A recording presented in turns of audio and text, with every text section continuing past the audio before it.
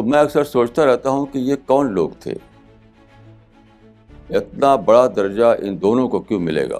دیکھیے، اس دنیا میں کوئی بھی چیز مسٹیریس نہیں ہوتی. ان کا اسٹیٹس اتنا اونچا ہوگا کہ پرافٹ بھی ان پر انوی کریں گے.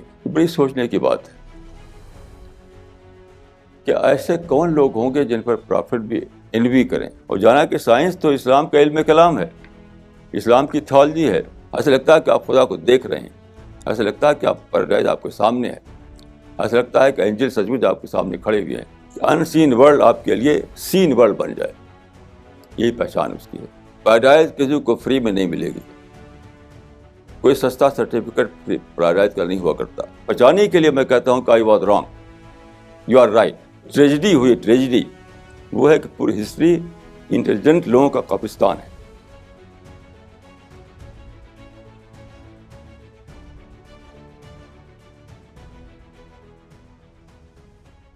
نبی الکریم رب اشرح لی صدری ویسر لی امری واحلل عقدۃ من لسانی یفقہوا قولی. آج کا جو ٹاپک ہے وہ ہے from the spiritual tree. From the spiritual tree کا مطلب یہ ہوتا ہے کہ جہاں میں بیٹھتا ہوں ایک درخت کے نیچے، تو وہاں مجھے کچھ انسپریشن آتے ہیں، تو پھر اس پہ میں سوچتا ہوں، کتابوں کو کنسلٹ کرتا ہوں، پھر ایک آئیڈیا بنتا ہے، ایک تھیم بنتی ہے. تو اسی کو میں کہتا ہوں فرام دا اسپریچول ٹری. تو آج اسی طرح کچھ بات میں کہنا چاہوں گا. یہ بات بالکل نئی تو نہیں ہے، لیکن وہ پھر سے مجھے یوں کہنا چاہیے کہ ریئلائز ہوئی ایک نئے کنوکشن کے ساتھ اور نئی کلیئرٹی کے ساتھ.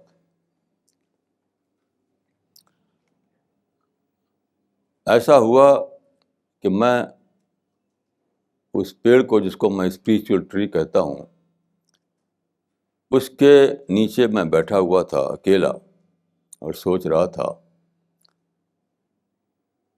تو وہ بات میرے مائنڈ میں آئی جس پر میں اس سے پہلے بھی بہت بار سوچ چکا ہوں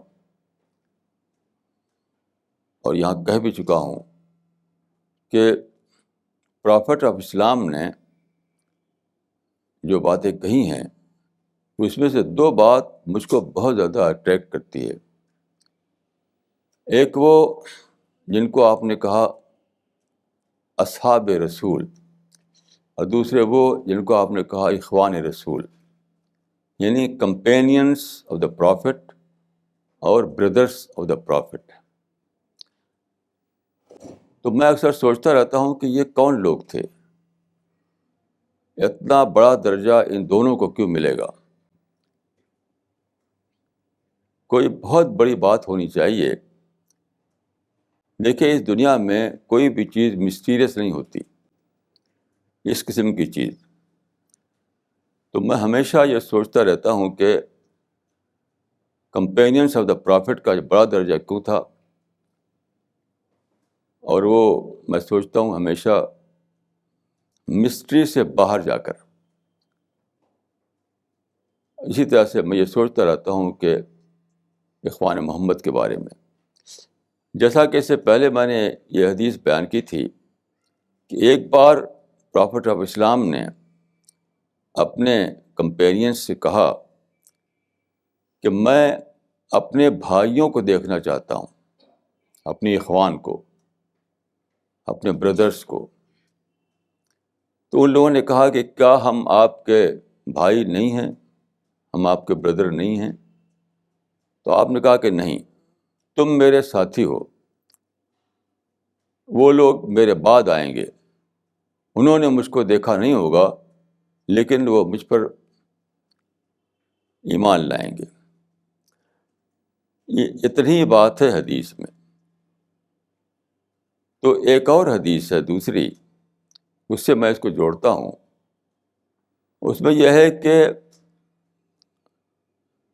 جب قیامت آئے گی ورلڈ ہیئر آفٹر, تو وہاں پر کچھ لوگ اتنے زیادہ اونچے, ان کا اسٹیٹس اتنا اونچا ہوگا کہ پرافٹ بھی ان پر انوی کریں گے. بڑی سوچنے کی بات ہے کہ ایسے کون لوگ ہوں گے جن پر پرافٹ بھی انوی کریں, ٹرسٹ کریں. یہ دونوں کے ملا کر میں سوچتا رہتا ہوں اکثر.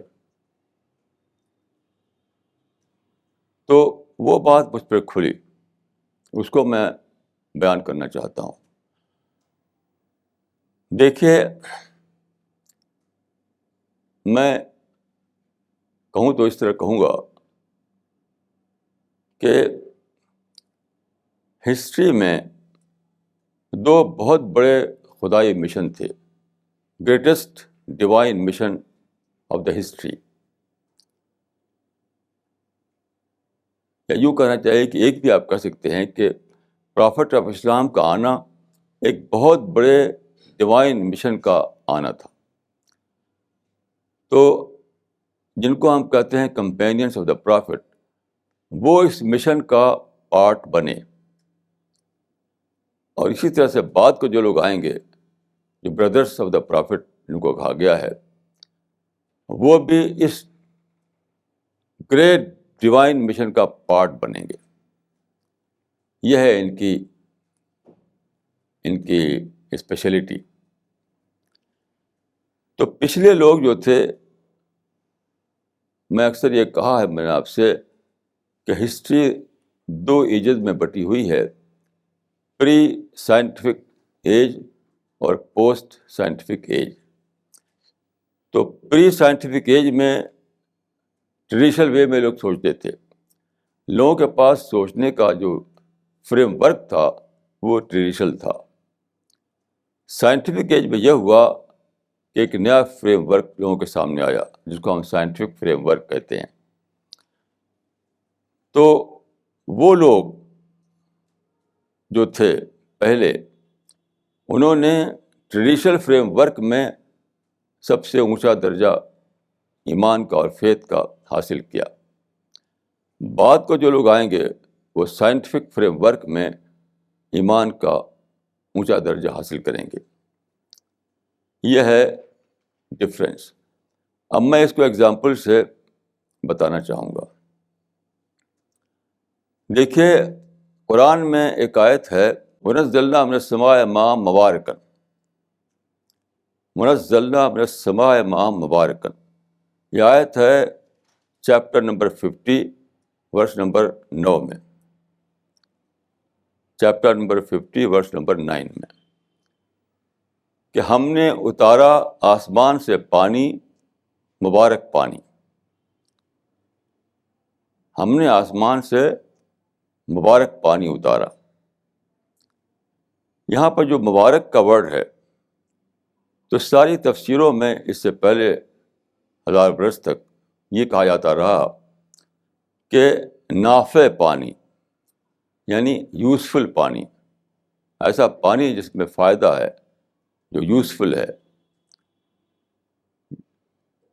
یہ کہا جاتا رہا. یہ بات اپنی جگہ پر صحیح ہے, لیکن یہ ٹریڈیشنل فریم ورک میں اس آیت کو سمجھنا ہے. Traditional frame work. تو ظاہر ہے کہ پانی بہت بڑی نعمت ہے.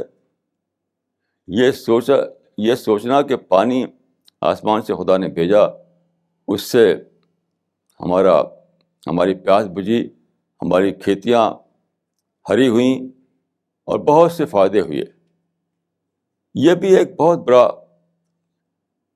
ایکسپیرئنس ہے جو لوگوں کو ہوتا رہا. لیکن اب آج کے لحاظ سے آپ سوچئے, آج سائنس نے بتایا ہے کہ پانی کا جو ریزروائر ہے, سی یا سمندر, تو پانی کا نیئر اباؤٹ 98% سمندروں میں ہے. تقریباً 98 حصہ پانی کا سمندروں میں ہے. اور آپ جانتے ہیں کہ سمندر کا پانی جو ہے وہ کھاری ہوتا ہے.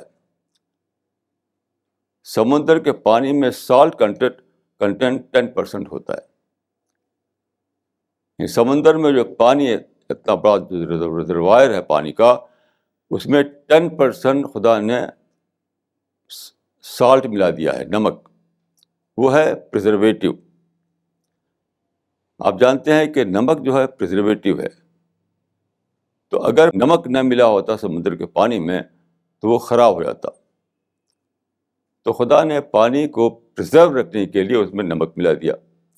اب سوال یہ ہے کہ انسان کیسے اس کو استعمال کرے. میں نے سمندر کے پانی کو منہ میں ڈالا تو اتنا زیادہ وہ کھاری تھا کہ گلے میں نیچے حلق کے نہیں اترا. وہ مجھے اس کو نکال دینا پڑا باہر، اتنا کھاری ہوتا ہے. اب سوال یہ ہے کہ پانی کیسے استعمال کرے انسان.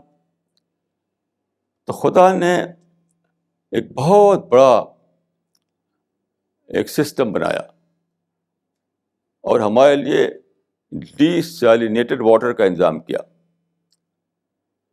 ڈی سیلینیٹڈ واٹر یعنی نمک نکلا ہوا پانی، فریش پانی. وہ کیسے؟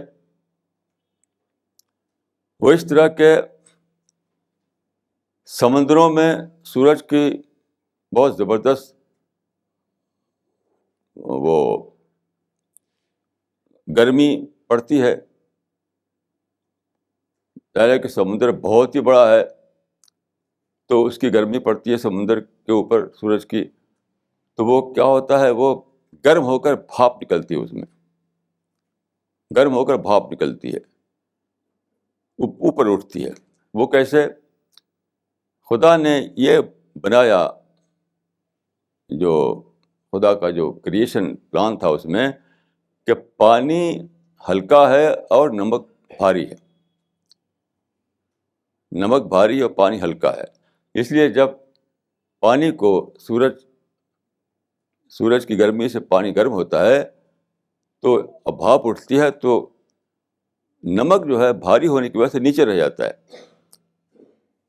اور صرف نمک سے الگ ہو کر جو پانی ہے وہ اوپر جاتا ہے.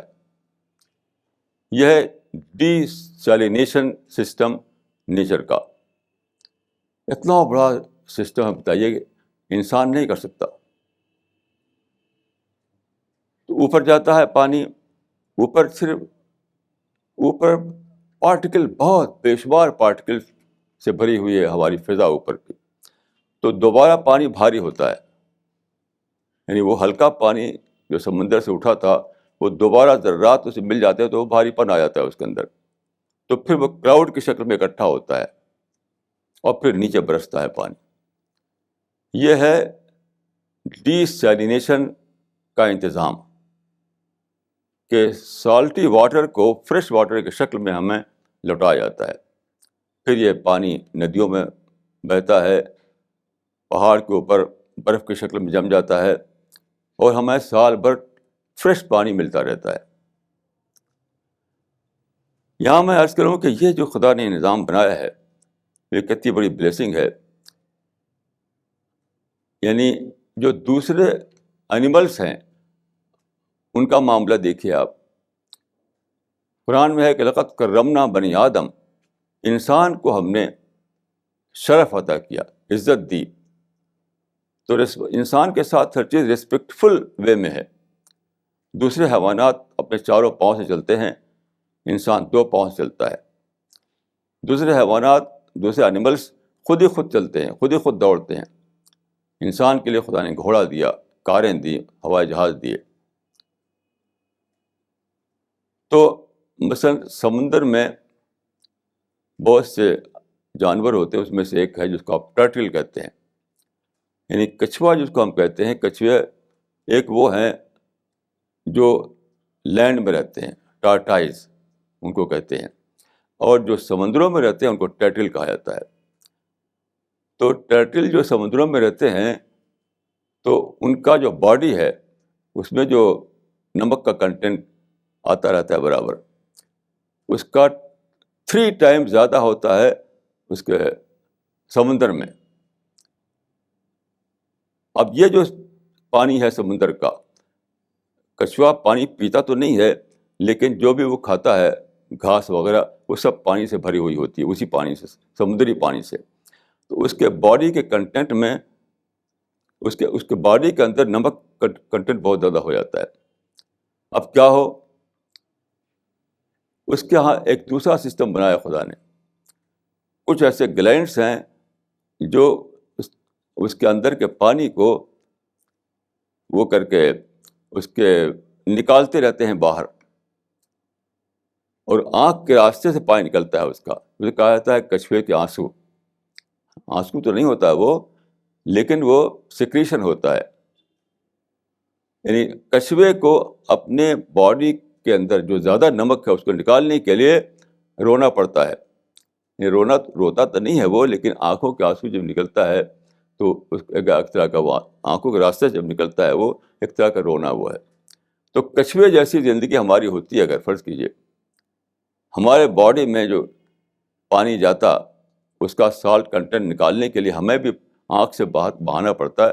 زندگی کتنی مشکل ہو جاتی، کتنی زیادہ مشکل ہو جاتی. تو وَنَزَّلْنَا مِنَ السَّمَاءِ مَاءً مُبَارَكًا، ہم نے آسمان سے اتارا پانی. تو پچھلے لوگ کہتے تھے کہ آسمان سے اتارا پانی جس میں بہت فائدہ ہے. اب ہم یہ کہہ سکتے ہیں کہ آسمان سے اتارا پانی ڈی سیلینیشن کے بعد، ڈی سیلینیٹڈ واٹر اتارا. تو ان لوگوں نے بھی خدا کے گلوری کو پایا تھا، یعنی اپنے ٹریڈیشنل فریم ورک میں.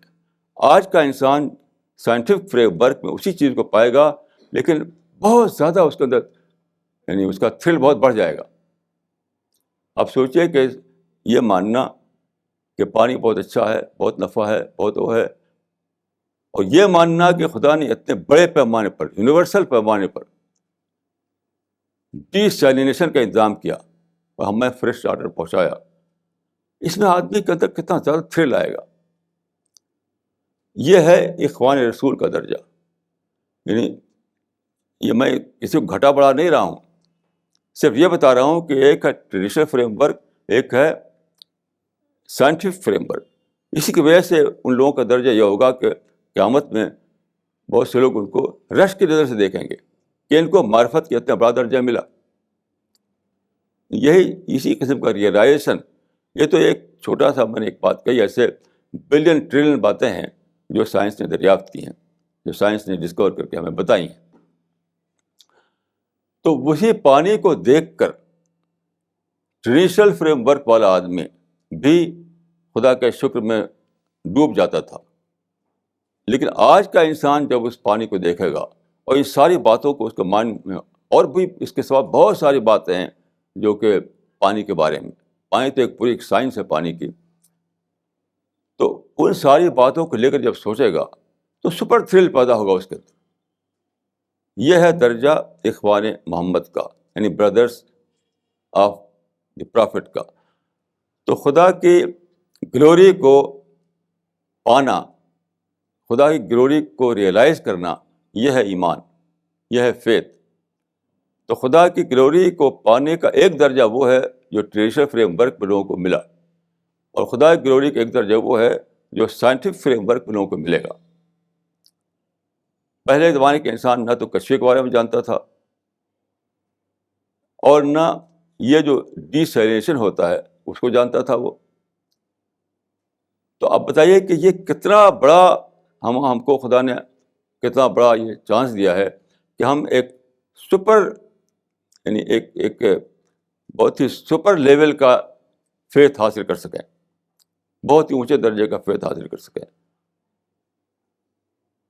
اور تھرلنگ کا ایک نیا انوکھا درجہ حاصل کر سکیں. تو یہ میں نے صرف ایک مثال دی ہے. اسی طرح سے ہر چیز میں، چونٹی سے لے کر ہاتھی تک اور درخت سے لے کر ستاروں تک اتنی ان گنت باتیں ہیں جو سائنس نے دریافت کی ہیں.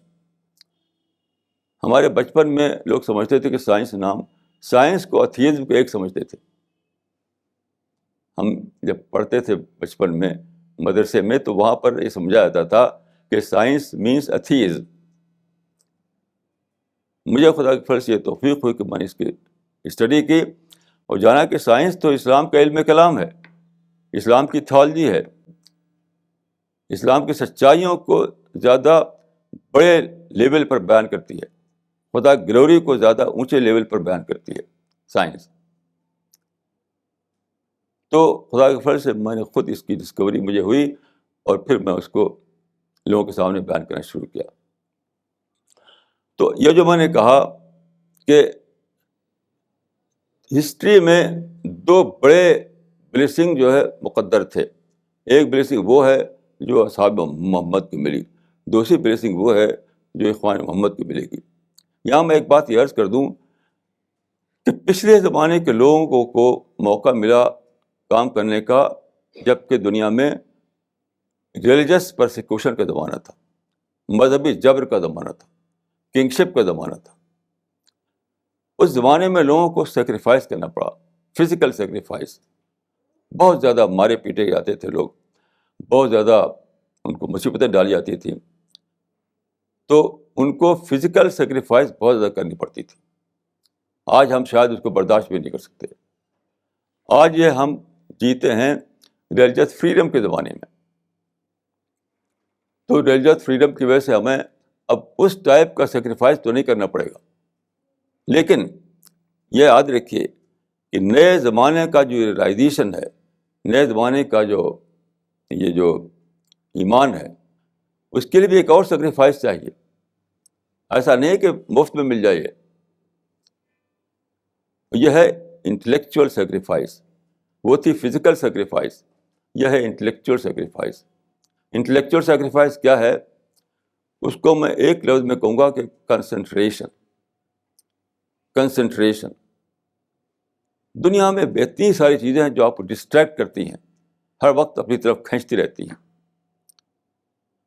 تو آپ کو بہت زیادہ سیکریفائس کرنا پڑتا ہے ڈسٹریکشن سے اپنے کو بچانے کے لیے.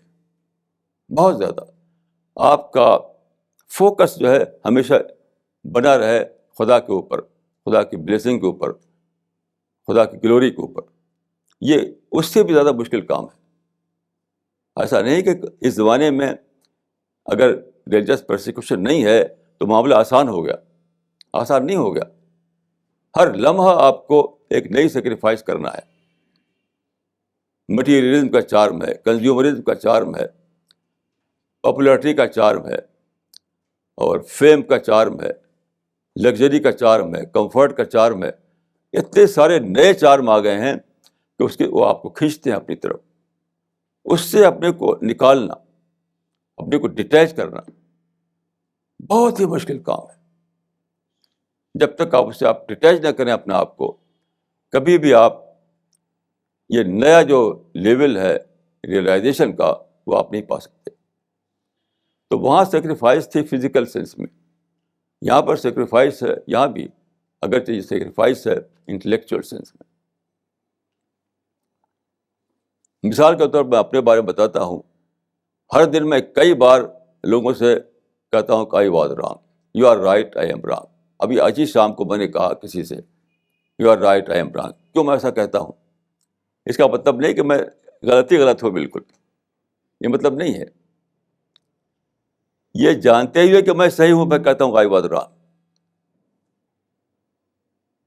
99% ایسا ہوتا ہے کہ میں جانتا ہوں کہ میں جو بات کہا میں نے وہ ٹھیک کہا میں نے، پھر میں کہتا ہوں کہ I was wrong.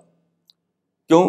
Negative thought کا ایک پارٹیکل بھی اپنے مائنڈ میں رکھنا نہیں چاہتا. میں جلدی سے ختم کرتا ہوں اس بات کو. کسی سے میں نے ایک بات کہی، اب اس سے آرگومنٹ ہو گیا اور وہاں پر تھوڑا نگیٹو تھاٹ میرے اندر آ گیا. دیکھو یہ بات مانتا نہیں آدمی، تو میرے اندر بھی اینا ہے، میرے اندر بھی ایگو ہے، وہ ٹچ ہوا. تو یہ سوال نہیں ہے کہ غلط کون ہے صحیح کون ہے، یہ سوال ہے کہ اس سے ایک نگیٹو تھاٹ آ گیا. تو اپنے آپ کو اس نگیٹیوٹی سے بچانے کے لیے میں کہتا ہوں کہ I was wrong, you are right. یہ ایک سیکریفائس مجھے دینی پڑتی ہے روزانہ. اس طریقے سے طرح طرح کے کمفرٹ، طرح طرح کی لگژری، طرح طرح کے مٹیریل چارم اور کنزیومرزم اور فیم اور دنیا بھر کی چیزیں ہر وقت کھینچتی ہیں. مجھے خود بھی کھینچتی ہیں، ہر صبح شام کھینچتی ہیں. میں تو اپنے بارے میں اس سے پہلے میں نے بتایا تھا آپ کو کہ یہ شعر میں پڑھتا رہتا ہوں اکثر کہ میری ہوس کو عیش دو عالم بھی تھا قبول، تیرا کرم کہ تو نے دیا دل دکھا ہوا.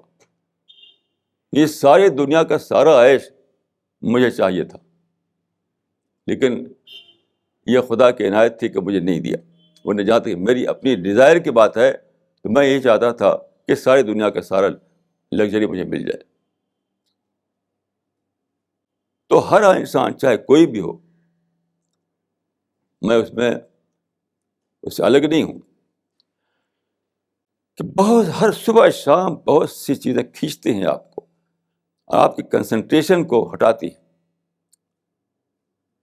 وہاں پر آپ کو سیکریفائز کرنی پڑتی ہے، اپنی ڈیزائر کو کچلنا پڑتا ہے، اپنی خواہش کو مٹانا پڑتا ہے، اپنے ایگو کو کچلنا پڑتا ہے، اپنی انا کو دبانا پڑتا ہے ہر دن، ہر صبح شام. تو ریلیجس پرسیکیوشن کے زمانے میں یاد رکھیے، اگر فزیکل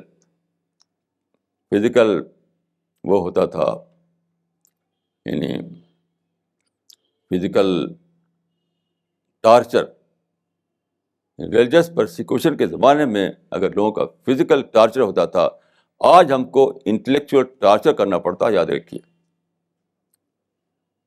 جب تک آپ اس لیے تیار نہ ہوں انٹلیکچوئل ٹارچر کے لیے، تب تک یہ پاسبل نہیں ہے کہ آج جو چیزیں کھلی ہیں، اونچے درجے کا، اونچے لیول کا جو ریلائزیشن جو کھلا ہے، اونچے درجے کے جو گلوری کے سامان کھلے ہیں جو سائنس نے کھولا ہے، اس کو آپ پا سکیں. میں نے دیکھا ہے اچھے سے جو B S C M S C کیے ہوئے ہیں، کچھ بھی انہیں معرفت نہیں ملتی. اگر ایک ٹیکنیکل سبجیکٹ کے طور پر ان سے آپ پوچھیں، ان کو بولنے کے لیے کہیں، تو ہزاروں ٹیکنیکل باتیں وہ کہہ ڈالیں گے، ہزاروں ٹیکنیکل باتیں وہ کہہ ڈالیں گے، لیکن ان باتوں میں معرفت کو ایکسٹریکٹ کرنا یہ ان کے بس میں نہیں ہوتا، ان کے بس میں نہیں ہوتا. کیوں؟ انہوں نے وہ سیکریفائز نہیں دی، انٹلیکچوئل ٹارچر نہیں کیا اپنا انہوں نے. اس لیے وہ ٹیکنیکل لیول پر تو بہت کچھ دکھائی پڑتے ہیں، لیکن معرفت کے لیول پر، ریئلائزیشن کے لیول پر کچھ بھی نہیں، نتھنگ، بالکل صفر، زیرو ہے. تو یہ جو میں نے کہا کہ سائنٹیفک فریم ورک میں بہت ہی اونچے درجے کی کا ریئلائزیشن پاسبل ہو گیا ہے، جس کی ایک چھوٹی سی مثال میں نے دی آپ کو. یہ کب آپ پائیں گے؟ جب کہ دوبارہ آپ اس لیے تیار ہوں کہ جس طرح انہوں نے اپنا فزیکل ٹارچر برداشت کیا، اسی طرح اپنا انٹلیکچوئل ٹارچر برداشت کریں. Otherwise is impossible. تو ایک بات یہ ہے. دوسری بات جو ہے وہ ہے دعوی ورک سے تعلق رکھنے والی. میں جہاں تک میں نے سمجھا ہے، جو پڑھا ہے میں نے، تو دو چیزیں انسان کو چاہیے، دو چیزیں پیراڈائز لینے کے لیے. پیراڈائز کسی کو فری میں نہیں ملے گی، کوئی سستا سرٹیفکیٹ پیراڈائز کا نہیں ہوا کرتا. بہت سے لوگ ہیں جو سستا ٹکٹ بانٹتے ہیں پیراڈائز کا، وہاں بھیڑ لگی ہوئی ہے کھڑکیوں پر. یہ سب جھوٹا سرٹیفکیٹ ہے، یہ کچھ کام نہیں آنے والا ہے. تو میں اپنا ایک قصہ میں نے اس سے پہلے بیان کیا تھا، لیکن مجھے یاد آتا ہے اکثر وہ، جب میں دیکھتا ہوں کہ کچھ کھڑکیاں کھلی ہوئی ہیں جہاں فری میں پیراڈائز کا سرٹیفکیٹ بٹ رہا ہے، کہ ایک مرتبہ یہ کہہ دو، ایک مرتبہ یہ دعا پڑھ لو تو پیراڈائز پکی ہو گئی، ایک مرتبہ وہ 2 رکعت نماز پڑھ لو فلاں ٹائم میں، پیراڈائز پکی ہو گئی. اس چھوٹی چھوٹی باتوں پر پیراڈائز بانٹی جا رہی ہے، اور یہ میں دیکھیے سب جھوٹے سرٹیفکیٹ ہیں.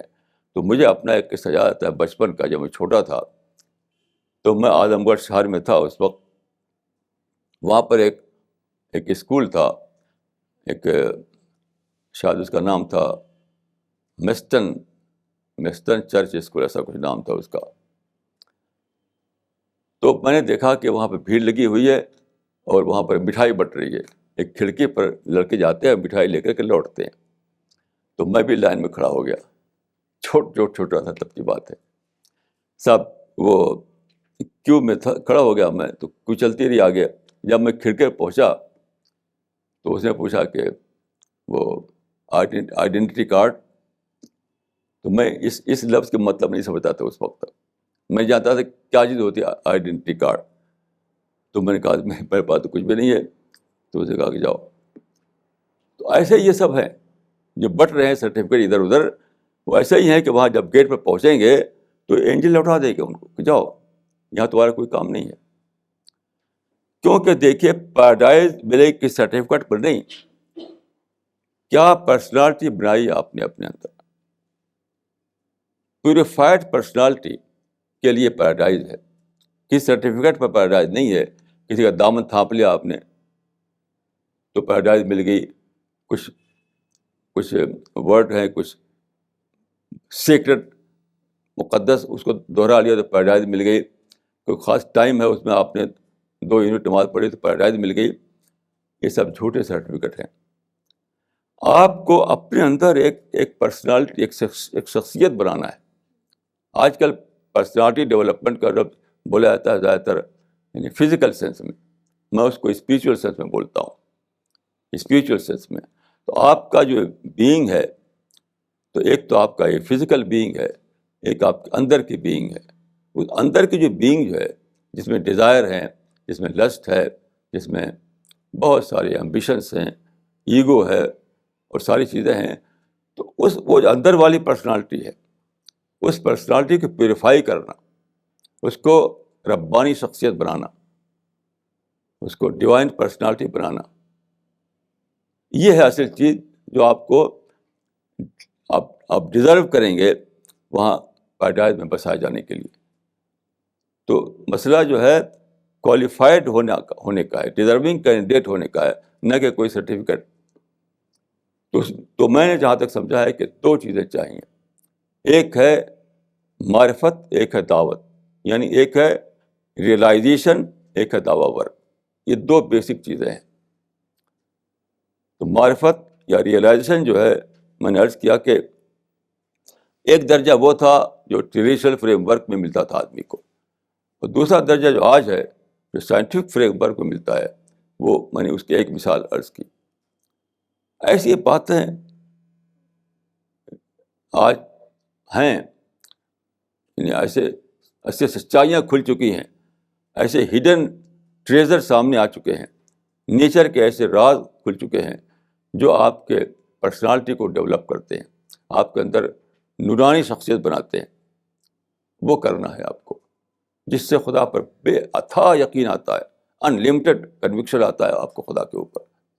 پیراڈائز پر انلمیٹڈ کنوکشن آتا ہے. ایسا لگتا ہے کہ آپ خدا کو دیکھ رہے ہیں, ایسا لگتا ہے کہ آپ پیراڈائز آپ کے سامنے ہے, ایسا لگتا ہے کہ اینجل سچ مچ آپ کے سامنے کھڑے ہوئے ہیں. یہ سب سچ مچ جیسے دکھائی دینے لگتا ہے. یعنی ان سین ورلڈ آپ کے لیے سین ورلڈ بن جاتا ہے. اگر میں اس کی پہچان بتاؤں کہ یہ جو ریئلائزیشن ہے اس کی پہچان کیا ہے, اس کی پہچان یہ ہے کہ ان سین ورلڈ آپ کے لیے سین ورلڈ بن جائے. یہی پہچان اس کی ہے. تو ایک بات یہ ہوئی. دوسری بات جو ہے وہ دعویٰ ورک. دعویٰ ورک کے سلسلے میں آپ جانتے ہیں کہ خدا کا میسج پہنچانا یہ ہے کام, اور یہ ساری زندگی کرنا ہے. تو اس سے پہلے میں نے آپ سے یہ بات عرض کی ہے کہ حدیث میں آیا ہے بعد کے زمانے کے لیے, یعنی پرافٹ کے بعد کا زمانہ, یا یوں کہہ لیجیے کہ آخری زمانہ آئے گا جب کہ خدا سچائی کی بات یا اسلام کا کلمہ ہر چھوٹے بڑے گھر میں داخل کر دے گا. یعنی ادخال کلمہ اس کو میں کہتا ہوں, کلمہ کا, یہ ورڈ آف گاڈ کا ہر گھر میں داخل ہو جانا. تو یہ ایک ہسٹوریکل پروسیس ہے. خدا نے یہ پروسیس چلایا, 1000 سال سے یہ پروسیس چل رہا ہے. ہوتے ہوتے ہوتے اب اس کا کلمنیشن ہو چکا ہے. یعنی خدا کو یہ مطلوب تھا کہ اس کی بات ہر گھر میں پہنچے, اور ہسٹوریکل پروسیس کے تھرو وہ چلتا رہا, یہاں تک کہ آج وہ وہاں پہنچ گیا جبکہ سچ مچ ہی ہر گھر میں داخل ہو جائے.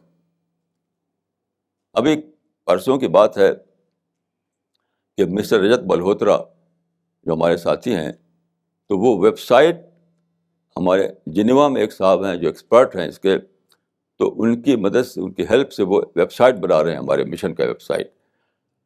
تو اس کی رپورٹ دے رہے تھے وہ کہ انہوں نے ویب سائٹ بنا کر کیا کرتے ہیں, اس کو میں نہیں جانتا کہ ٹیکنیکل اس کا ورڈ مجھے نہیں معلوم, مگر ویب سائٹ تیار کی ہے انہوں نے. تو اس میں ہم اپنا سارا لٹریچر بھر سکتے ہیں, قرآن کا جو ٹرانسلیشن ہو رہا ہے جو ہم کر رہے ہیں وہ اس میں سارا کا سارا ڈال سکتے ہیں آپ. ساری جانکاری اسلام کے بارے میں, سچائی والی جانکاری اس میں ڈال سکتے ہیں آپ. تو اس کو بتاتے ہوئے انہوں نے کہا کہ آپ جانتے ہیں کہ آج ہر گھر میں کمپیوٹر پہنچ چکا ہے, ہر گھر میں آدمی کو یہ ریچ میں ہو چکا ہے کمپیوٹر اور انٹرنیٹ. تو اس کو بتاتے ہوئے یہ سینٹینس بولے وہ کہ a person sitting at his home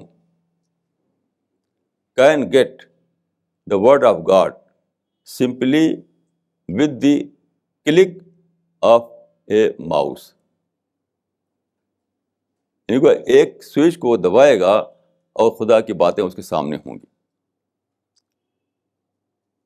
A person sitting at his home can get the word of God simply with the click of a mouse.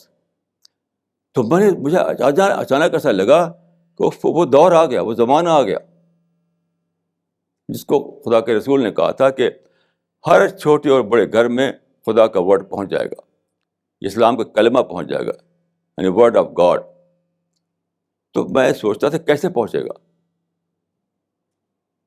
میں وہاں گیا برمنگم میں, تو ایک صاحب اس حدیث سے انفلوئنس ہو کر انہوں نے ایک اسکیم بنائی. اس کو کہتے تھے وہ door to door leaflet drop, ایسا کچھ نام تھا. ہر گھر میں ایک پیمفلیٹ وہ ڈلواتے تھے, آدمی بیگ میں لیتا تھا, جا کے ہر گھر پہ ڈالتا تھا وہ. تو ایسا کچھ اس کا نام تھا کہ door to door leaflet drop.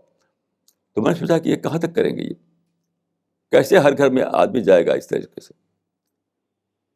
لیکن کمپیوٹر کی جو ترقی ہوئی, انٹرنیٹ کی جو ترقی ہوئی, اور ہر گھر میں پہنچ گیا وہ, تو ہر گھر میں ہی وہ موجود ہے وہ چیز کہ آدمی ایک سوئچ کو دبائے اور ساری جانکاری اس کے سامنے ہے. تو اچانک مجھے لگا کہ وہ زمانہ آ چکا ہے, اب صرف اویل کرنے کا بات ہے. یعنی خدا نے جو پروسیس چلایا تھا ہسٹری میں, اس پروسیس کو خدا نے یہاں تک پہنچایا کہ سچ مچ ہی ہر گھر میں اس کا وہ پہنچ گیا, اس کا سوئچ پہنچ گیا. ایک سوئچ دباؤ, وہ ساری بات تمہارے سامنے. اب ہم جو ہے اس پورے ہسٹوریکل پروسیس میں ایک چھوٹا سا ہمارا حصہ ہے, چھوٹا سا شیئر ہے ہمارا. سارا پروسیس تو خدا نے چلایا, وہ تو اس میں تو اتنے سارے فیکٹرز انوالو ہیں, ہم آپ کا امپائر بھی وہ نہیں کر سکتے, لیکن اب جو یہاں تک پہنچ چکا ہے تو ہم سمپلی ویب سائٹ کھولیں, ساری باتیں اسے بھر دیں, ٹھیک جانکاری. آپ جانتے ہیں کہ بہت ساری ویب سائٹ کھول رکھی ہے, لیکن اس کا آپ کلک کر کے نکالیں, ان کے جو بھیجتے ہیں وہ سب خرافات بھری ہوئی ہیں. یعنی بیشتر تو نگیٹو انفارمیشن ہے, یہ ہمارے پور ظلم کر رہے ہیں, وہ ہمارے پور ظلم کر رہے ہیں, یہی سب باتیں. یا جو ہمارے سیکٹس ہیں, فرقے, اپنی باتیں بھری ہوئی ہیں. جو آج اس وقت جو انٹرنیٹ میں مسلمانوں نے جو نالج بھری ہے, وہ نالج جو ہے وہ ربش ہے, ربش. کیوں؟ یا تو وہ کمپلینٹ ہے یا پروٹیسٹ ہے دوسروں کے خلاف, دوسروں کانسپریسی کا اس میں بتایا گیا ہے, یا پھر جو سیکٹ ہے ہمارے یہاں, شیعہ سنی وہابی اور دیوبندی اور بریلوی اور فلاں, انہوں نے اپنا بھر رکھا ہے اس کے اندر. یہاں تک کہ قرآن کا صحیح ٹرانسلیشن بھی نہیں ہے ویب سائٹ میں. ابھی ہم جو کر رہے ہیں تو پہلی بار انشاءاللہ قرآن کا کریکٹ ٹرانسلیشن دنیا کے سامنے آئے گا انٹرنیشنل لینگویج میں. یعنی خدا نے جو پروسیس چلایا, اسی پروسیس کا ایک حصہ تھا کہ دنیا میں پہلی بار ایک انٹرنیشنل لینگویج سامنے آ گئی. اس سے پہلے کبھی بھی ایسا نہیں تھا. انٹرنیشنل لینگویج ساری دنیا میں انگلش میں لوگ پڑھتے اور سنتے اور بولتے اور سمجھتے ہیں. اس زبان میں قرآن کا کریکٹ ٹرانسلیشن نہیں. آپ میں سے کسی کو ڈاؤٹ ہو تو میرے پاس آوے, میں اس کو سینکڑوں مثالیں دکھاؤں گا کس طرح لوگوں نے غلط ٹرانسلیشن کر رکھا ہے کہ صحیح میسج کنوے نہیں ہوتا. قرآن کا جو میسج ہے وہ کنوے نہیں ہوتا. کسی کو ڈاؤٹ ہو تو مجھے آئے, میں میرے گھر پر میں دکھاؤں گا اس کو. میرے پاس سارے ٹرانسلیشن موجود ہیں. تو ہم خدا کے فضل سے سب کو سامنے رکھ کر, ہسٹری کے سارے تجربے کو لے کر کے اور اپنی نالج کو لے کر کے ایک کریکٹ ٹرانسلیشن تیار کر رہے ہیں. انشاءاللہ پہلی بار ایسا ہوگا کہ انٹرنیشنل لینگویج میں ایک صحیح ٹرانسلیشن سامنے آئے گا, پھر اس کو ویب سائٹ پہ ڈال دیا جائے گا. اس طرح سے یہ پاسبل ہو جائے گا کہ ہر آدمی اپنے گھر میں بیٹھا ہوا اپنا ہاتھ ایک بٹن, ایک سوئچ پر رکھے اور ساری نالج اس کے سامنے آ جائے. تو وہ بات ہو جائے کہ خدا کا یہ فیصلہ, یعنی خدا کا یہ فیصلہ جو ہے پورا ہو جائے, واقعہ بن جائے کہ ہر گھر میں چاہے وہ چھوٹا ہو یا بڑا وہاں خدا کا ورڈ پہنچ جائے. قرآن میں ہے کہ ثم ارسلنا رسلنا تترا, یعنی then we send prophets successively, یعنی برابر لگاتار. گویا کہ آدم سے لے کر محمد تک کوئی زمانہ ایسا نہیں بیتا ہے جب کہ اس گلوب پر, اس زمین پر کوئی پرافٹ, ایک لیونگ پرافٹ موجود نہ ہو. لیکن خدا کی اسکیم یہ نہیں تھی کہ ہمیشہ ہی ایک لیونگ پرافٹ موجود رہے. خدا کے اسکیم یہ تھی کہ لیونگ بک موجود رہے, قرآن, ورڈ آف گاڈ. کیونکہ قرآن پرافٹ کا معاملہ اتنا سیدھا سادہ نہیں ہوتا. دیکھیے, ایک آدمی جو سچائی بتا رہا ہو آپ کو, آپ اس کو ریفیوز کریں تو یہ ایک سمپل ریفیوزل ہوتا ہے. لیکن پرافٹ کی بات کا آپ انکار کریں تو سیدھے ہیل. کسی ایسے انسان کی بات کو نہ ماننا جو پرافٹ نہ ہو, اس سے آپ اتنا بڑا رسک مول نہیں لیتے ہیں. لیکن پرافٹ اگر ایک ہے اس کو آپ نہ مانیں تو سیدھے ہیل میں جاتا ہے آدمی. کوئی ایکسکیوز اس کے بعد مانا نہیں جائے گا. تو بہت ہی رسکی کام ہے یہ پرافٹ کا, ایک لیونگ پرافٹ کی دنیا میں ہونا. تو خدا چاہتا تھا کہ انسان کو اتنے بڑے رسک میں نہ ڈالا جائے ہمیشہ کے لیے, ایٹرنلی. تو خدا کی جو اسکیم تھی وہ یہ کہ book of God preserve form میں دنیا میں موجود ہو جائے, دنیا میں رہے. Book of God preserve form میں. تو خدا نے کیا کیا, بار بار اپنا ورڈ بھیجا, اپنا کلام بھیجا, اپنی کتاب بھیجی. لیکن پچھلے زمانے میں, یعنی پری محمد پیریڈ میں, انسان پریزرو نہیں کر سکا. کوئی بک جو پہلے بھیجی گئی وہ اپنی اوریجنل حالت میں اور اپنی اوریجنل اس میں پریزرو نہیں رہی. سب میں ڈسٹارشن, سب میں آلٹریشن, بہت سارے اس میں غلط باتیں شامل ہوتی چلی گئیں. تو رسول اللہ کے زمانے میں, پرافٹ آف اسلام کے زمانے میں جو بک اتری, اس کے لیے خدا نے بہت ہی اسپیشل ارینجمنٹ کیا تاکہ یہ پریزرو رہے. اس کی ڈیٹیل میں الگ سے کبھی بتاؤں گا. تو قرآن کو خدا نے پریزرو کر دیا. پہلے وہ پریزرو ہوئی میموری میں, پھر وہ پریزرو ہوئی اس زمانے کے جو پیپر ہوا کرتے تھے, بہت ہی یعنی کروڈ پیپر ہوا کرتے تھے پہلے, اس میں پھر اچھے پیپر میں وہ پریزرو ہوئی, مطلب لوگ لکھ کر کے اس کو بنانے لگے. تو یہ چلتا رہا 18 سینچری تک, یعنی ہاتھ سے لکھ کر کے پریزرو کرنا. پہلے تھا کہ یاد کر کے میموری میں پریزرو کرنا, پھر ہاتھ سے لکھ کر کے پریزرو کرنا. لیکن یہ پریزرویشن کا بہت ہی یعنی ڈیفیکلٹ طریقہ تھا. تو خدا نے کیا کیا, پرنٹنگ پریس, ایسے فیکٹرز خدا نے پیدا کیا کہ پرنٹنگ پریس دنیا میں بنا. پرنٹنگ پریس, پھر پرنٹنگ پریس میں بہت زیادہ ڈیولپمنٹ ہوا, یہاں تک کہ آج کا جو پریس ہے وہ 100 برس کے پہلے کے پریس سے بہت زیادہ بہت زیادہ ہائر فارم میں ہے, وہ بہت ہی ڈیولپڈ فارم میں ہے وہ. تو پریس کا مطلب کیا ہوا؟ پرنٹنگ پریس کا مطلب کہ ایک بک, ایک قرآن آپ تیار کریں اور خوب اس کو کریکشن کریں, خوب ٹھیک ٹھاک کریں, بالکل ٹھیک ٹھیک ایک کاپی جس میں کوئی ذرا بھی کوئی مسٹیک نہ ہو, ذرا بھی کوئی غلطی نہ ہو. پھر اس کو آپ چھاپیں. جیسے کہ جب پریس کا زمانہ آیا تو لاہور میں ایک آدمی تھا, نام تھا عنایت اللہ. عنایت اللہ نے وہاں تاج کمپنی بنائی, تاج کمپنی لمیٹڈ لاہور میں. یہ آزادی سے پہلے کی بات ہے. انہوں نے کیا کیا کہ ایک بہت ہی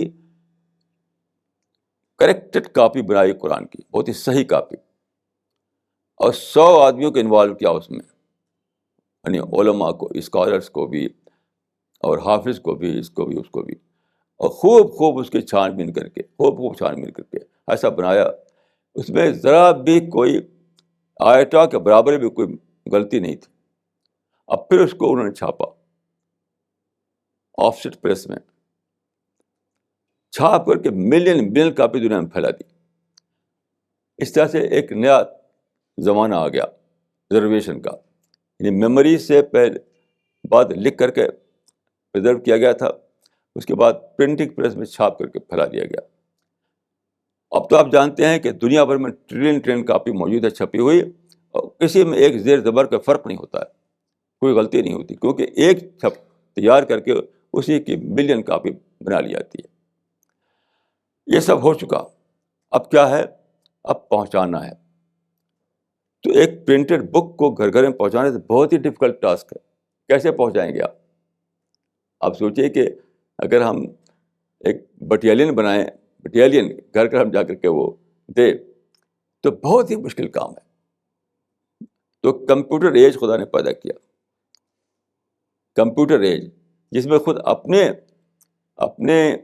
یعنی اپنے انٹرسٹ کے لیے آدمی نے اپنے گھر میں کمپیوٹر رکھ لیا, اپنے انٹرسٹ کے لیے, خود اپنے کمرشل انٹرسٹ کے لیے, اپنے مٹیریل انٹرسٹ کے لیے ہر گھر میں کمپیوٹر پہنچ گیا. اور پھر آپ جانتے ہیں کہ یہ انٹرنیٹ وغیرہ وغیرہ بنا, گوگل اور کون سے سب بنے وہ. تو اس طرح سے یہ پاسبل ہو گیا کہ کمپیوٹر میں یا انٹرنیٹ میں جو بھی صحیح ورڈ ہو, اس میں آپ ساری جانکاری اسلام کے بھرتے ہیں اس کے اندر. اور اس کے بعد ہر آدمی اپنے کمرے میں بیٹھا ہوا ایک سوئچ دبائے اور ساری معلومات اس سامنے آ جائے. یہ ہے آخری وہ, یعنی اس کا آخری فیز, فائنل فیز, اس پروسیس کا فائنل فیز. اور ساتھ ساتھ خدا نے یہ کیا کہ ایک لینگویج کو, انگلش کو انٹرنیشنل لینگویج بنا دیا. یہ ہے فائنل فیز. اب ہمارا آپ کا کام کیا ہے کہ قرآن کا ایک بہت ہی صحیح ٹرانسلیشن, کیونکہ یہ پاسبل نہیں ہے کہ آپ سب سے کہیں کہ تم عربی پڑھو, یہ امپاسبل ہے. کیوں؟ عربک لینگویج کے ساتھ کمرشل انٹرسٹ جڑا ہوا نہیں ہے, یاد رکھیے. انگلش کے ساتھ کمرشل انٹرسٹ جڑا ہوا ہے. تو اپنے انٹرسٹ کے لیے لوگ انگریزی پڑھتے ہیں, اور ساری دنیا میں انگریزی پڑھ رہے ہیں. روس اور چائنا جیسے کنٹریز میں, فرانس جیسے کنٹریز میں جہاں انگلش ہیٹ کرتے تھے لوگ, وہاں بھی لوگ انگلش پڑھ رہے ہیں. لوگ عرب لوگ اپنے عربک پر بڑا فخر واد کرتا تھا ان کو, اب وہ بھی انگلش پڑھ رہے ہیں. مجھ سے ایک صاحب نے بتایا کہ کویت کے ایئرپورٹ پہ بیٹھے ہوئے تھے, تو ایک لڑکی آئی, ایک عرب لڑکی, وہ ان کے پاس بیٹھ گئی. تو انہوں نے اس سے کچھ پوچھا اس میں عربک میں, وہ عربک جانتے تھے. انہوں نے پوچھا عربک میں, اس کا جواب دیا انگلش میں. انہوں نے اس سے پوچھا تھے عربک میں, اس لڑکی نے جواب دیا انگلش میں. تو انہوں نے پوچھا کہ تم انگلش جانتی ہو؟ تو کیا کہتی ہے؟ Of course. اس میں دیکھ کتنا پرائڈ ہے، کتنا فخر ہے، کتنا اس کے اندر وہ ہے. جب پوچھا کہ تم انگریزی جانتے ہو، کہا آف کورس. یہ سارے دنیا میں دبدبا ہے انگلش کا، سارے دنیا میں. انڈیا میں دیکھیے ہمارے جو لیڈر تھے وہ سمجھتے تھے کہ انڈیا میں دبدبا ہندی کا ہوگا، اور کانسٹیٹیوشن میں لکھ بھی دیا، لیکن آج دبدبا انگلش کا ہے. کیوں؟ انگلش کے ساتھ کمرشل انٹرسٹ جڑا ہوا ہے. آپ چاہیں کہ ساری دنیا عربک پڑھے اور قرآن کو پڑھے عربک لینگویج میں، دیٹ از امپاسبل. کیوں؟ عربک سے کمرشل انٹرسٹ نہیں جڑا ہوا ہے، کوئی نہیں پڑھے گا. انگلش سے خود اپنے انٹرسٹ کے لیے پڑھتا ہے آدمی، کیونکہ کمرشل انٹرسٹ جڑ گیا ڈائریکٹ طور پر انگلش کے ساتھ. اب خدا نے یہ سارا کام کر کے آپ کو دے دیا کمپیوٹر ایج میں آپ پیدا کر دیا. اب آپ کا یہ کام ہے کہ آپ اس کو بھر دیں اس کے اندر. میں بہت سے لوگوں کو دیکھتا ہوں جو بہت انٹیلیجنٹ ہیں اور بہت ہی بریلینٹ ہیں، لیکن دوسرے کام کر رہے ہیں. یعنی قرآن کے نام پر دوسرے کام، اسلام کے نام پر دوسرے کام. یاد رکھیے اس زمانے میں اسلام کی ہسٹری جہاں اٹکی ہوئی ہے، وہ اٹکی ہوئی ہے انٹیلیجنٹ لوگوں کے اوپر. جتنے انٹیلیجنٹ لوگ ہیں وہ اپنے کو سرنڈر نہیں کرتے، اس لیے سے اپنے آپ کو ویسٹ کرتے ہیں. میرا بہت ہی سیڈ ایکسپیرئنس یہ ہے کہ ہم کو ہاتھ آتے ہیں کون لوگ؟ اسٹوپڈ لوگ، ان سے کوئی کام بنتا نہیں. اور جتنے انٹیلیجنٹ لوگ ہوتے ہیں وہ سب کے سب ون ٹو آل، سب کی خرابی ہے کہ سرنڈر نہیں کرتے، اپنا ایک کام الگ نکالتے ہیں. وہ ایک صاحب میرے پاس، بہت کئی لوگ ایسے میرے پاس آئے، ڈاکٹر صاحب مجھے آپ کا میگزین بہت پسند ہے اور میں بھی اسی طرح کے میگزین نکالنا چاہتا ہوں. میں بہت ہی غصہ آیا، من کہا کہ اسی کو نہیں پھیلاتے آپ، ایک اور کیوں نکالنا چاہتے ہیں؟ بھی آپ کو پسند ہے تو پھیلائیے، آپ کو پسند ہے تو پھیلائیے، ایک اور کیوں نکالنا چاہتے ہیں آپ؟ ہر آدمی اپنا ایک کام نکالنا چاہتا ہے. جس کو میں نے دیکھا انٹیلیجنٹ لوگ جو ہیں جتنے بھی، اپنا ایک کام، چاہے وہ کا کچھ بھی فائدہ نہیں نکلے. دیکھیے یاد رکھیے اپنا ایک کام ہر آدمی نہیں کر سکتا ہے. آپ کتنے ہی بریلینٹ ہوں، کتنی انٹیلیجنٹ ہوں، اس لیے نہیں اپنا ایک کام کر سکتے آپ. اس کے بہت سے فیکٹرز چاہیے. وہ فیکٹرز 50 برس میں اکٹھا ہوتے ہیں، 2 دن میں نہیں اکٹھا ہوا کرتے. آپ کے پاس 50 برس کے سیکریفائس تو ہے نہیں، صرف اس لیے کہ آپ انٹیلیجنٹ ہیں تو آپ ایک نیا کام نکال دیا آپ نے. وہ کتنے دن چلے گا؟ وہ کچھ نہیں چلے گا. وہ اس کے پیچھے ایک ہسٹری ہونی چاہیے، ایک ہسٹری ہونی چاہیے. جیسے میں ایک کام کر رہا ہوں، میرے کام کے پیچھے 50 سال کی ہسٹری ہے. میں نے ساری عمر جو ہے، یعنی میں اپنی میموری سے بتا سکتا ہوں کہ 1948 میں جب آزاد ہوا انڈیا، 47 میں، تب سے میں کیا کیا کام کر رہا ہوں بغیر کنسلٹ، یعنی ڈائری کنسلٹ کیے بغیر. ڈائری میں نے سب کچھ لکھ رکھا ہے. میں ڈائری نہیں کنسلٹ کروں گا، کچھ نہیں کروں گا. یہیں بیٹھے بیٹھے اپنی میموری سے بتا دوں گا کہ میں 47 سے لے کے اب تک کیا کرتا رہا ہوں. ایک لمبی ہسٹری. اب آپ چاہتے ہیں کہ اس ہسٹری کے بغیر ہی ایک نیا کام چھیڑ دیں، تو آپ انٹیلیجنٹ ہیں لیکن آپ اسٹوپڈ ہیں، کچھ نہیں جانتے. آپ صرف اپنے کو ویسٹ کرنے جا رہے ہیں. آپ میری زندگی بہت سے ایسے لوگ آئے جو انٹیلیجنٹ تھے، بہت ہی بریلینٹ تھے، لیکن ہر آدمی کے دماغ میں کیا تھا؟ اپنا ایک کام، اپنا ایک طریقہ، اسی میں برباد ہو گئے. صرف کھاتے کماتے رہے عمر کے، صرف کھاتے کماتے رہے عمر کے. کیونکہ میرے کام میں شریک ہونے کے لیے انہیں سرنڈر کرنا تھا، اپنی انا کو سرنڈر کرنا تھا. پوری ہسٹری میں سب سے زیادہ بڑا جو ٹریجڈی ہوئی، وہ ہے کہ پوری ہسٹری انٹیلیجنٹ لوگوں کا قبرستان ہے. پوری ہسٹری انٹیلیجنٹ لوگوں کا گریو یارڈ. سب سے بڑی، یعنی خدا پیدا کرتا ہے ایک ذہین انسان، ایک انٹیلیجنٹ انسان، یعنی پوری یونیورس سے زیادہ بڑی چیز ہے وہ. آپ سوچیں کہ جو ایک انسان جو سوچ سکے، جو انالیسس کر سکے، وہ معمولی چیز ہے، وہ بہت بڑی چیز ہے. لیکن سارے لوگ ایگو کا شکار کرتے ہیں. جتنا بڑا کوئی انٹیلیجنٹ ہوتا ہے اتنے بڑا وہ ایگوئسٹ ہوتا ہے. اور کیا ہوتا ہے پھر؟ کچھ تو کام نہیں کر پاتا, سوائے کھا کما کے مر جاتا ہے. باتیں بڑی بڑی کرے گا وہ, یہ مشن وہ مشن, کچھ نہیں کر پائے گا, کیونکہ وہ سرنڈر کرنا پڑتا ہے. جب تک آپ سرنڈر نہ کریں آپ کوئی کام نہیں کر سکتے سوائے اس کے کھا کما کے مر جائیں, اور کچھ نہیں کر سکتے. اگر میں بیٹھوں تو کئی گھنٹے صرف یہ بتا سکتا ہوں کہ کیسے کیسے انٹیلیجنٹ لوگ ملے مجھے, اور کس طرح وہ انہوں نے اپنے کو صرف اس لیے مجھ سے جدا کر لیا کہ وہ سرنڈر کرنے کو تیار نہیں تھے, اور پھر وہ کچھ کام نہیں کر سکے, وہ ختم ہو گئے وہ. تو جو ہسٹری میں نے پڑھی ہے, جو میں نے ایکسپیرئنس کیا ہے, میں کہہ سکتا ہوں کہ پوری ہسٹری میں سب سے بڑی ٹریجڈی جو ہوئی ہے وہ یہ کہ ہسٹری جو ہے انٹیلیجنٹ لوگوں کا قبرستان بن گئی, انٹیلیجنٹ لوگوں کا گریو یارڈ بن گئی. یاد رکھیے سب سے بڑا بات سرنڈر کرنا ہے. سب سے بڑی چیز سرنڈر, سب سے بڑی عبادت سرنڈر کرنا ہے, سب سے بڑا کام سرنڈر کرنا ہے. کیوں؟ جب کئی لوگ مل کر کام کرتے ہیں تب بڑا کام ہوتا ہے. ہمارے یہاں مثل ہے, اکیلا چنا کیا بھاڑ پھوڑے گا, اکیلا چنا کیا بھاڑ پھوڑے گا. کوشش کتنا ہی زیادہ انٹیلیجنٹ ہو, کتنی ہی بریلینٹ ہو, وہ اکیلا کچھ نہیں کر سکتا. وہ اکیلا کچھ نہیں کر سکتا, وہ مل کر کرنا پڑتا ہے. مل کر کرنے کے لیے ایک کو ہیڈ بنانا پڑتا ہے, اس کے آگے سرنڈر کرنا پڑتا ہے. بغیر ایک کو ہیڈ بنائے ہوئے آپ کیسے کریں گے ٹیم ورک؟ ٹیم ورک کیسے ہوگا؟ تو بہرحال میرا جو تجربہ ہے وہ یہ ہے کہ پوری ہسٹری میں یہی ہوا ہے. ایک ہی مثال میرے پاس ہے پوری ہسٹری کی, جو بہت ہی اونچے مائنڈ کا آدمی اسے سرنڈر کر دیا, وہ ہے عمر فاروق.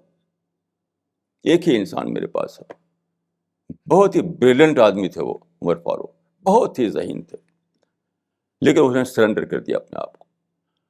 تو اسلام کی ہسٹری سے اگر عمر کو نکال لیں آپ, ہسٹری جو ہے وہ خالی ہو جائے گی. اتنی بڑی ہسٹری جو بنی اس میں عمر فاروق کا بہت بڑا حصہ ہے, لیکن کب حصہ دے سکے وہ؟ جب سرنڈر کر دیا انہوں نے, سرنڈر کر دیا انہوں نے. تو بریلینٹ آدمی یا انٹیلیجنٹ آدمی کا یہ سب سے بڑی عبادت یہی ہے کہ وہ سرنڈر کرے. سب عبادت اس کی یہی ہے کہ وہ سرنڈر کرے. کوئی سرنڈر کیے بغیر ٹیم ورک نہیں ہوگا, ٹیم ورک نہیں ہوگا تو کوئی بڑا کام نہیں ہوگا. تو خیر اس وقت میں نے چند باتیں عرض کی, وہ یہ کہ آپ کو ہسٹری کے اس فیز میں آپ پیدا ہوئے ہیں جہاں آپ بردرس آف دا پرافٹ بن سکتے ہیں, اخوان رسول بن سکتے ہیں. کس طرح؟ وہ اپرچونٹی جو اس وقت کھلی ہے اس کو اویل کریں. یعنی اونچے ہائی لیول کا ریئلائزیشن, اس کے دو خاص پہلو ہیں, دو خاص آسپیکٹ ہیں. ایک ہے اونچے درجے کا ریئلائزیشن, دوسرا اونچے درجے کا دعوی ورک. یعنی ہائر لیول کا دعوی ورک اور ہائر لیول کا ریئلائزیشن. یہ کر کے آپ کو ملے گا وہ سیٹ جس کے بارے میں کہا گیا ہے کہ پرافٹ بھی انوی کریں گے, پرافٹ بھی انوی کریں گے. اب دیکھیے یہ جو میں نے ابھی کہا کہ مسٹر رجت نے یہ کہا کہ a person sitting at his home can get the word of God simply with the click of a mouse. یہ سینٹینس کوئی بول سکتا تھا پہلے؟ کوئی نہیں بول سکتا تھا, اس لیے کہ یہ اپرچونٹی نہیں سامنے آئی تھی. یا کوئی یہ کہہ سکتا تھا کہ یہ جو پانی ہم کو ملتا ہے یونیورسل لیول کا ڈی سیلینیشن کا ایک پروگرام ہے, تب ہمیں فریش پانی ملتا ہے؟ کوئی بول سکتا تھا ایسا؟ ایسی ملین بلین باتیں ہیں, ان کو آپ جب حاصل کریں گے تو ایک تھرلنگ ایمان ہوگا آپ کو, ایک تھرلنگ ایمان, تھرلنگ فیتھ. اور جب دعویٰ ورک آپ کریں گے تو وہ دعویٰ ورک وہ ہوگا جو کہ خدا کے رسول کی وہ جو پریڈکشن تھی وہ پوری ہوگی، یہ گھر میں پہنچ جائے. لیکن اس کے لیے سیکریفائس چاہیے. یہ کوئی کھیل نہیں ہے، کوئی تاش کا پتے کا کھیل نہیں ہے. یہ اس کے لیے سیکریفائس چاہیے. اپنی انا کو توڑنا ہے، اپنے ایگو کو ختم کرنا ہے. اگر آپ چاہتے ہیں پیراڈائز کا اونچا درجہ پانا تو یہی اس کا کورس ہے. دیکھیے پیراڈائز کے بارے میں قرآن حدیث میں آتا ہے کہ 200 درجے اس کے ہیں، 200 اسٹوری ہے اس کی، 200. تو اگر کسی کو اپر اسٹوری لینا ہے تو اس کے لیے اونچے لیول کا اس کو سیکریفائس دینی پڑے گی. اس لیے لوگوں نے سیکریفائس فزیکل سینس میں دی. اب کے لوگوں کو سیکریفائس انٹلیکچوئل سینس میں دینا ہے. یعنی وہ لوگ جو تھے، ایک بار ایسا ہوا کہ حنین کا ایک بیٹل آف حنین ہوئی ہے رسول اللہ کے زمانے میں. تو بیٹل آف حنین میں ایسا ہوا تھا کہ کچھ قبیلے جو اچانک انہوں نے آپ پر اٹیک کر دیا. آپ اپنے کمپینینس کے ساتھ چلے جا رہے تھے اور اٹیک کر دیا. اور انہوں نے وہ بہت زیادہ وہ تھے، یعنی تیر مارنے والے تھے، ایرو، اور چاروں طرف تیر مارنا شروع کیا. اب پرافٹ جو ہے ٹارگٹ بنایا انہوں نے پرافٹ کو، تو چاروں طرف سے لوگوں نے گھیر لیا آپ کو.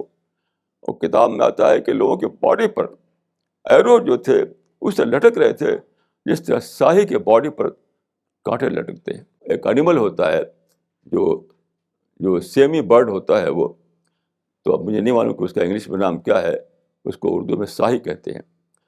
تو اس کے جو پر ہوتے ہیں وہ پر کانٹے کی طرح ہوتے ہیں، ایسے لٹکتے ہیں کانٹے کی طرح چاروں طرف. تو اس میں آتا ہے کہ لوگ چاروں طرف سے آپ کو گھیر لیا اور ان کو تیر لگ رہے تھے، اور ساہی کی طرح ان کی باڈی پر تیر چاروں طرف لٹک رہے تھے، اور پرافٹ کو گھیرے ہوئے تھے وہ کہ آپ بچ جائیں، آپ بچ جائیں، آپ بچ جائیں. یہ سیکریفائس کا وہ درجہ ہے جو ہم سوچ بھی نہیں سکتے. لیکن یقین کیجیے کہ اسی درجے کے سیکریفائس آج بھی ہے. جو میں نے کہا کہ وہاں فزیکل ٹارچر تھا یا انٹلیکچوئل ٹارچر ہے.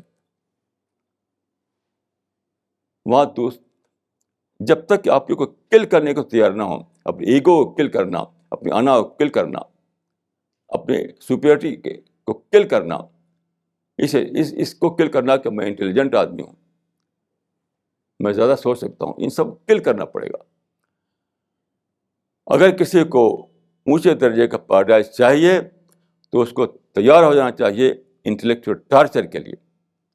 اور اگر وہ ایسا نہیں کرتا تو یاد رکھیے موت کے بعد سوائے افسوس کے کچھ بھی نہیں ہوگا. آج ہی میں کسی سے کہہ رہا تھا کہ ہر دن میں سوچتا ہوں کہ اگر میری موت ہو جائے، موت کے بعد کیا ہوگا. اچانک ایسا ہوگا کہ وہ پوائنٹ آف نو ریٹرن، اچانک معلوم ہوگا کہ وہ تو اب واپس نہیں جا سکتے. اب C-29 میں ہم نہیں جا سکتے، ہم اپنے ٹیم میں نہیں جا سکتے، اپنی فیملی میں نہیں واپس لوٹ سکتے ہیں. پوائنٹ آف نو ریٹرن، کیسا عجیب احساس ہوگا وہ ہم میں سے ہر ایک کے اوپر آنے والا ہے. ہر ایک کے اوپر آنے والا ہے کہ اچانک ایک محسوس ہوگا کہ ہم تو سب کچھ چھن گیا ہمارا، اب لوٹنا ختم. اب بتائیے کہ وہ جب آئے گا مومنٹ تو آپ کیا کریں گے؟ تو حدیث میں آتا ہے کہ حاسبوا قبل ان تحاسبوا، اس سے پہلے کہ خدا کے ہاں آپ کا حساب لیا جائے خود اپنا حساب لے لیجیے.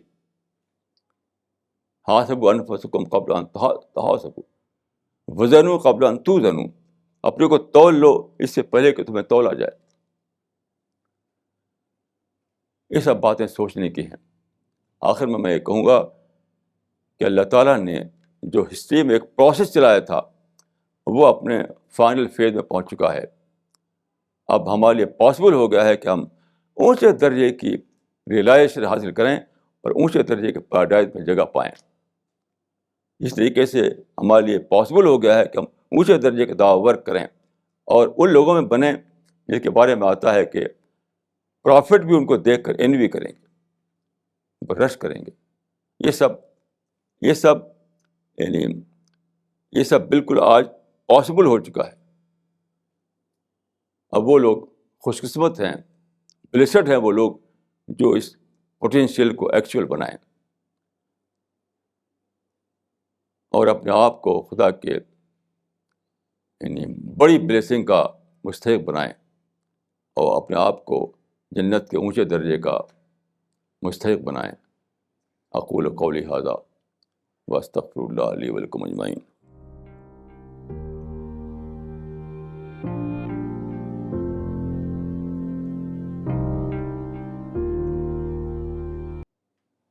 اسی ایک بات پر اس کو ہل دی گئی کہ اس نے کہ وہ آدم کے آگے جھکا نہیں۔ اس پر سوچئے کہ اس نے خدا کے ساتھ جھکنے کا انکار نہیں کیا تھا، آدم کے آگے جھکنے کا انکار کیا تھا۔ اس پر غور کیجیے کہ سیٹن نے کبھی یہ نہیں کہا تھا کہ میں خدا کے آگے سجدہ نہیں کروں گا، اس نے یہ کہا تھا کہ میں آدم کے آگے سجدہ نہیں کروں گا۔ اس سے یہ بات کیا نکلتی ہے؟ اس یہ نکلتا ہے کہ جھکنا تو ہے خدا ہی کے آگے، لیکن اس کا ٹیسٹ ہوتا ہے انسان کے آگے۔ انسان کے آگے جھک کر آپ خدا کے آگے جھکتے ہیں، کیونکہ خدا تو سامنے ہے نہیں، خدا کیسے جھکیں گے آپ؟ تو اصل جو ہے وہ سرنڈر خدا ہی کے آگے کرنا ہے۔ کہ خدا کے آگے سرنڈر جو ہے وہ دنیا میں ہوتا ہے انسان کے آگے سرنڈر کر کے۔ اس کا مطلب نہیں کہ آپ نے انسان کو خدا بنا لیا، نہیں۔ اس دنیا میں، اس پریزنٹ ورلڈ میں کوئی بھی کام جو کرنا ہے تو تبھی ہوتا ہے جب کہ وہ ٹیم ورک شکل میں کیا جائے، مل جل کر کیا جائے۔ اکیلے کوئی کام نہیں ہو سکتا ہے۔ تو کسی ایک کے آگے سرنڈر آپ کرتے ہیں اس لیے کہ خدا کا کام ٹیم ورک کی شکل میں ہو، اس لیے کرتے ہیں۔ سرنڈر کرتے ہیں کسی انسانی کے آگے، لیکن کس لیے کرتے ہیں؟ کہ خدا کا کام ہوگا نہیں اس کے بغیر، اس کے بغیر خدا کا کام ہو نہیں سکتا ہے۔ اسی لیے بہت سخت ہے حدیث میں، من شذ شذ فی النار، جو ٹیم سے الگ ہوا وہ آگ میں گیا۔ من شذ شذ فی النار، کیونکہ پھر کام ہی نہیں ہوگا۔ یعنی اگر آپ نے یعنی وہ وہاں پر آپ سرنڈر نہیں کیا، صرف اس لیے کہ یہ تو انسان ہے، میں کچھ سرنڈر کروں اس کے آگے، تو خدا کا کام جو ہے رک جائے گا، وہ خدا کا کام ٹھپ ہو جائے گا۔ تو خدا کی خاطر انسان کے آگے سرنڈر کرنا، یہ ہے اس قصے کا وہ، کہ جھکنا تو خدا کے آگے تھا لیکن جو ٹیسٹ لیا گیا وہ انسان کے آگے۔ اس پریزنٹ ورلڈ میں ہمیشہ یہ ہوگا کہ آپ کو خدا والا کام کرنے کے لیے انسان کے آگے جھکنا پڑے گا، خدا والا کام کرنے کے لیے انسان کے آگے جھکنا پڑے گا، نہیں تو نہیں ہوگا۔ جیسے آپ نماز پڑھتے ہیں، وہاں پہ کیا ہوتا ہے؟ ایک امام جو لیڈ کر رہا ہوتا ہے اس کے کہے کو مانتے ہیں آپ، یعنی جھکتے ہیں خدا ہی کے آگے لیکن انسان کو کے کہے کو مان کر کے ہوتا ہے وہ۔ ایسا نہیں ہوتا کہ خدا کی اس سے الگ نماز پڑھنے لگا تو وہ نماز ہی نہیں ہوگی وہ۔ تو وہ ٹریننگ ہوتی ہے کہ نماز جو ہے، جو عبادت ہے، وہ خدا کے آگے جھکنے کے لیے ہے، لیکن تم کو ایک انسان کی وہ بات مان کر مانو کہ تب نماز ہوگی، نہیں تو نماز ہی نہیں ہوگی۔ انسان کے لیے جھکنے، خدا کے آگے جھکنے کے لیے آپ کو انسان کے آگے جھکنا پڑتا ہے، یہ اس میں سے نکلتا ہے لیسن۔ اور بتائیے مولانا، what is the difference in the impact of actions of a thinking mind that surrenders and a mind that does not think and surrenders? Is there any difference in the actions of both or the impact of actions of both? ایک mind وہ ہے جو سوچتا ہے اور surrender کرتا ہے، reason out کرتا ہے، اور ایک مائنڈ ہے جو بلائنڈ فیتھ پہ سرنڈر کرتا ہے۔ ان دونوں کے ایکشنز میں کوئی ڈفرینس ہوئے گا؟ ڈفرینس ہے اسٹیٹس میں۔ کیا کہیں گے صاحب؟ درجہ میں۔ یعنی ایک آدمی جس کی سمجھ کم ہے تو ظاہر ہے کہ سمجھ کم ہے تو اس کا لیول جو سرنڈر کا بہت ہی تھوڑا ہوگا. ہاں ڈگری صحیح ورڈ ہے اس کا. تو اسی لیے 200 جو اسٹوری ہے, تو ایک آدمی وہ جس کے پاس تھنکنگ پاور ہے, جس کا مائنڈ زبردست اس کے پاس ہے, وہ اپنی سوچ کو کام میں لاتا ہے, اپنی سوچ کو ایکٹیو کرتا ہے, اور پھر وہ سرنڈر کرتا ہے. اس کا بہت ہی اونچی ڈگری کا سرنڈر اس کا ہے. اور جو بیچارہ اسٹوپڈ قسم کا ہے, اس کا بہت چھوٹی ڈگری کا سرنڈر ہے. اس کا سرنڈر دونوں کرتا ہے, دونوں ہی کو سرنڈر کرنا ہے. وہ اپنی ایگو کو کل کرتا ہے, وہ اپنی انا کو کرش کرتا ہے, اپنے سپیریٹی کا جو کمپلیکس اس کے اندر اس کو مٹاتا ہے, تب سرنڈر کرتا ہے. اسٹوپڈ آدمی کو کچھ کوئی ہے ہی نہیں, یہ سب اس کا کمپلیکس نہیں ہے, اس کو کوئی کمپلیکس نہیں, اس کو تو بس جسٹ لائک یعنی وہ روبوٹ. تو سرنڈر دونوں کرنا ہے, لیکن اس کا ڈگری آف سرنڈر اس کا بہت بڑا ہوا ہے, بہت زیادہ بڑا ہوا ہے. یہ بات کلیئر ہے کہ نہیں کلیئر ہے؟ مولانا ہمیشہ کہتے ہیں that reconciliation is the right course and one should not indulge in confrontation. We met a lady about 4 days ago. Okay, all of us were there in that meeting. We met this lady. She's saying in Africa, a lot of men are getting married to multiple marriages. They're doing polygamy, open polygamy. She's saying we have, for all the ladies have formed a club in Congo or somewhere, I don't know where she said, somewhere in Africa, where they are telling all those women, counseling them, ki this is Allah's will, resign to your fate.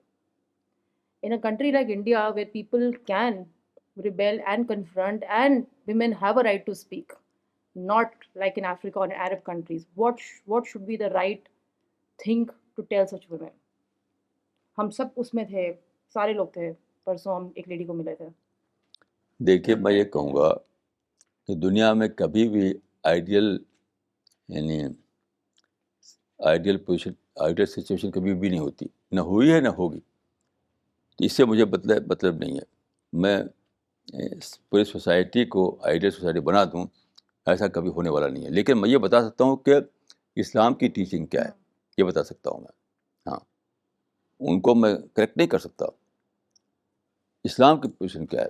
اسلام کی position میں نے بار بار بتایا ہے کہ اسلام کی position یہ ہے کہ ایک ہی شادی جو ہے اسلام میں آئیڈیل شادی ہے, سمجھا, 1 husband 1 wife.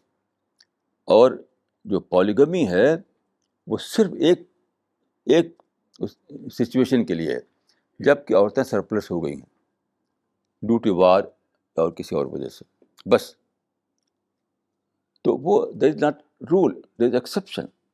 جب ایکسیس ہو جائے تو میں نے یاد ہوگا آپ کو میں بتایا تھا کہ جب عورتیں جو ہے وہ ہو جائیں سرپلس ہو جائیں تو آپ کے 2 آپشن رہتا ہے.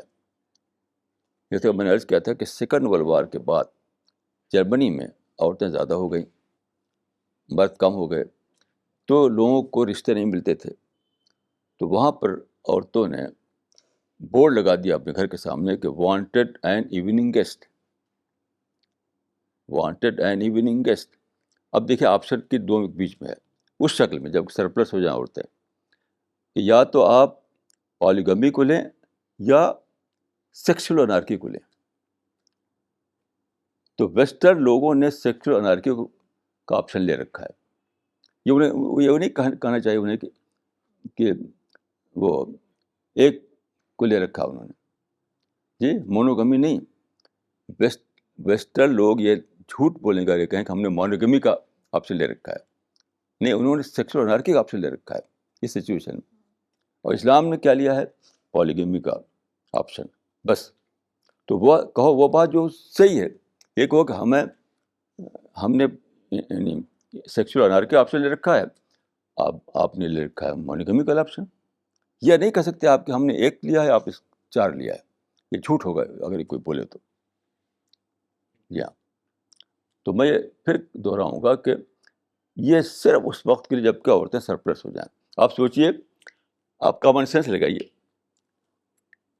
یہ اسٹیبلش ہو چکا ہے کہ ہمیشہ ایک نیچر جو ہے ایک ایکویبلیم مینٹین کرتی ہے. یہ اسٹیبلش ہو چکا ہے. یہ جتنی عورتیں ہوتے ہیں مرد, ایکویلیبریم. تو جہاں بھی آپ دیکھیے کسی بھی کنٹری میں, ہم جرمنی میں زیادہ ہو گئی تھی عورتیں نا, اب زیادہ نہیں ہیں, اب وہ دوبارہ ایکویلیبریم آ چکا ہے. کسی کو شک ہو تو وہ انسائکلوپیڈیا میں اس کا وہ دیا رہتا ہے, ہر کنٹری کا دیا رہتا ہے, دیکھ سکتا ہے وہ. میرے پاس جو اسے بھی دیا ہوا ہے. اب بتائیے کہ جب نیچر جو ہے, نیچر یہ ہے کہ نیچر میں ایک لا ہے کہ وہ ایکویلیبریم مینٹین کرتی ہے, تو جس خدا نے یہ لا بنایا ہے وہی خدا ایسی کتاب بھیجے گا کہ 4 شادیاں کرو. جب خدا نے ایک کے مقابلے میں ایک مرد کے اگینسٹ میں 4 عورت پیدا نہیں کی ہے, تو وہ کیسے ایسا کہہ سکتا ہے کہ 4 شادیاں کرو؟ یعنی پیدا تو کرے وہ ایک کے مقابلے ایک, اور کہے کہ ایک ہر آدمی 4 شادی کرے. تو کیا خدا کو آپ کیا سمجھتے ہیں؟ خدا کو آپ کیا سمجھتے ہیں؟ خدا کو, خدا نے جو لا آف نیچر بنا ہے وہی اپنی بک میں بھی لکھا ہے, فواحدتاً, ایک. لیکن چونکہ دنیا میں لڑائیاں ہوتی ہیں اور کسی وجہ سے ایکسیس ہوتا ہے, وہ سرپلس ہو جاتی ہیں عورتیں, اس وقت کیسے اس کو کیسے سیٹلمنٹ کا ورڈ صحیح ہوگا اس کے لیے, کیسے مینیج کیا جائے. ہاں, کیسے مینیج کیا جائے. تو that is issue of management. ہاں, آپ مینیج کرتے ہیں سیکسول انارکی کے ذریعے سے, اور اسلام مینیج کرتا ہے پولیگمی کے ذریعے سے.